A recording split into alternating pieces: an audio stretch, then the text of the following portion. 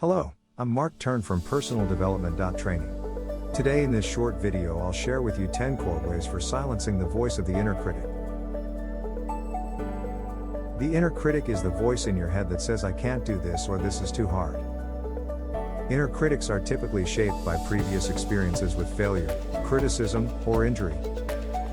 If you have ever had someone tell you that you could not do something, your inner critic may come to the rescue and say I told you so. It's hard to silence an inner critic because they are always there waiting for an opportunity to sabotage our success. We've seen that silencing the voice of the inner critic is an important step in boosting confidence and happiness. It's not easy to do and it will likely take some practice, but however you are going to do it, it will be empowering. We'll see in this video 10 core tips that can help you to overcome its influence. 1. Breathe in and out slowly. One strategy for dealing with the inner critic is to breathe in and out slowly. This will calm you down, but it's also a great way to combat the negative thoughts that are bouncing around in your head. Just sit down, relax, close your eyes and breathe in slowly, count until you reach 5, breathe out slowly, count until 5. Do it again and again for 5 minutes. While you do the exercise, this time may seem like a long time to you, but stay there until it's over. It can work wonders. 2. Walk away and stay in silence. According to many experts, silence can be one of the most effective ways to quiet your inner critic. And getting away from the place where the stressful situation arises can help release negative thoughts. Then take a 5-minute walk in a silent environment while focusing on your surroundings. For example, when you find yourself in a situation where you feel overwhelmed or frustrated by all the work you have to do and your inner critic says, I'm never going to get this done, try leaving the room and taking a short walk while remaining silent and focusing on the trees, the clouds or the grass you are walking on. Then go back to your work. 3. Just ignore the voice of your inner critic and step forward. The only way to get better at anything is to do it. The more you do it, the easier it gets. And if you keep doing it long enough, eventually your inner critic will shut up. You have to be the one telling yourself to keep going. The thing that's holding you back is your inner fear of failure. You're afraid it won't work, so you don't try.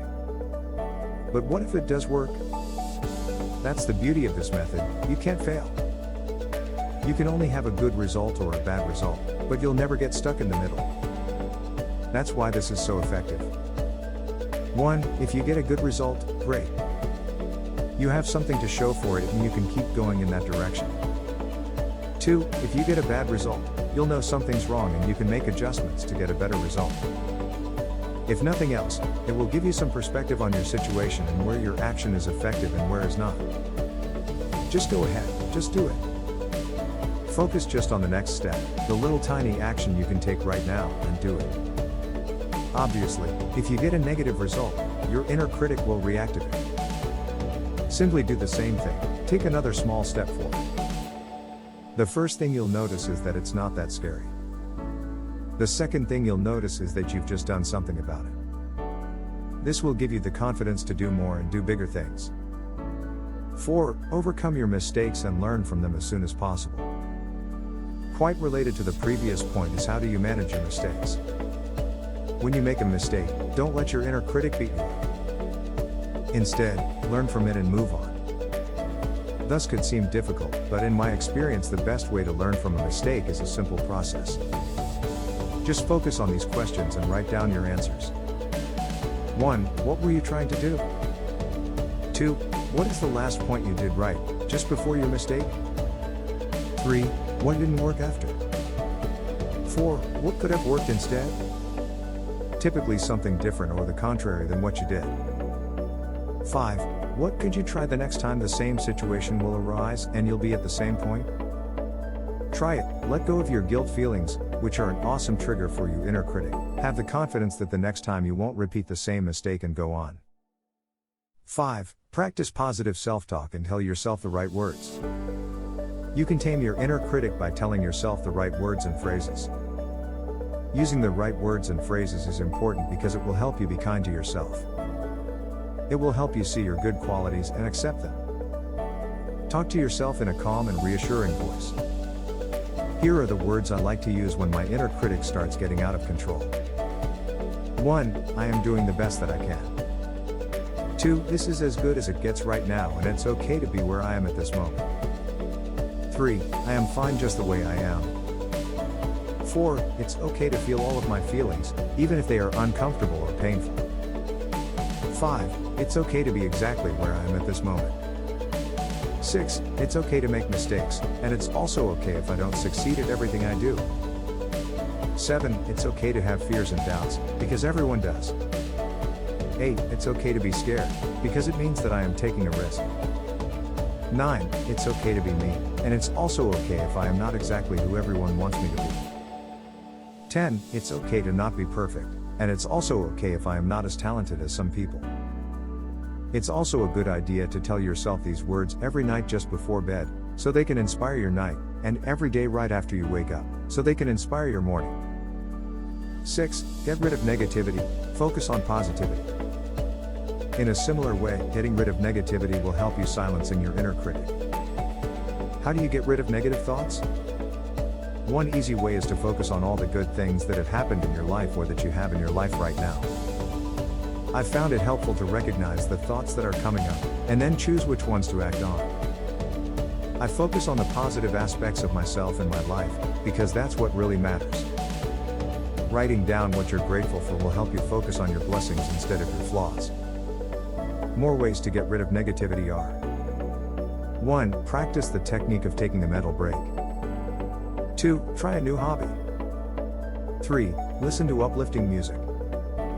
4. Read an inspirational book. 5. Find a way to get exercise, even if it's just a walk around the block. 6. Develop a daily self-care habit. Which one could you try today? 7. Feel your feelings. Feeling your feelings is another way to silence your inner critic.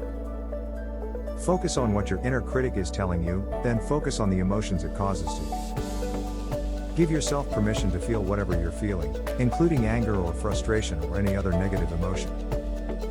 Don't try to change the feeling or make it go away. Just sit with it and watch how it changes on its own. Stay there with your feeling, become acquainted with it, go through it and see it lose its power. When we feel our feelings and allow them to be, they begin to disappear. We're no longer feeding them with attention and energy. If you can do this, the feeling will lose its power over you and the same will happen for your inner critic. 8. Break the cycle of self-criticism with an action. The cycle of self-criticism is a vicious circle that can be hard to break. It often begins with your inner critic telling you a negative thought about yourself, which then leads to more negative thoughts and feelings. These thoughts and feelings can lead to destructive behaviors such as drinking, overeating, or overworking. These destructive behaviors feeds back into the cycle by making the person feel worse about themselves and triggering more negative thoughts from your inner critic. You can understand that the cycle of self-criticism is the most fertile ground possible for your inner critic, and if you are there, your inner critic will just grow until it will overwhelm you. The first way to stop this downward spiral is to stop taking action when it is inspired by your negative critic. Don't take that destructive behavior, and the spiral cycle won't go further. How do we do it? Just apply the silence and walk away strategy we have already seen before. Do it the next time you find yourself in the middle of a cycle of self-criticism. 9. Break the cycle of self-criticism with self-compassion. Self-compassion is a practice that can help to break the cycle of self-criticism. Compassion for oneself is the ability to see one's own worth and value in the world. It is understanding that we are all human beings who deserve to be loved and cared for. Taming your inner critic requires that identify if you are being too hard on yourself or not. Being more compassionate towards yourself can be an incredibly powerful tool that will help you to understand in a clear way why you are being so harsh on yourself. Compassion for oneself means that you love yourself enough to not let others take advantage of you, or to give up when things get tough. You should never put yourself down, but instead remind yourself of your worth and value in the world. Studies have shown that when people are more compassionate towards themselves, they are less likely to be self-critical. Self-compassion also helps people to feel more connected with others and have a greater sense of belonging. The first step in practicing self-compassion is recognizing when you're being self-critical. Then, make a conscious effort to stop the self-criticism and replace it with compassionate thoughts towards yourself. For example, if you're feeling low on energy today, instead of thinking I'm so lazy for not exercising today, try thinking I'm having a hard time getting motivated to exercise, which is really common for me. Even with my limits, I accept and love myself. 10. What you tell a friend who made the same mistakes? To tame your inner source of critics, Amelia Ortman at AneliasJourney.com starts considering that usually we are harder with ourselves than with other people. So she suggests to imagine your same mistake was done by someone else. If any of our friends made the same mistake that you did, what would you tell them? You could apply this principle in this way. 1. Write down what your inner critic is telling you. 2. Write the situation it's attacking, what it is criticizing. 3. Imagine a friend comes to you with the same situation. 4. What would you tell him? 5. What would you suggest him to do? You can find yourself with very wise words for silencing your inner critic and a very good advice to follow. Well, we have seen 10 core ways to address your inner critic. These strategies are based on your attitude, your action, your mindset. Sometimes your inner critic is triggered by issues you have on the relationship with other people. In the next video we'll see people-related tips for silencing the voice of the inner critic. Well, I hope you enjoyed this video. If you liked it or found it useful, I invite you to give it a thumbs up.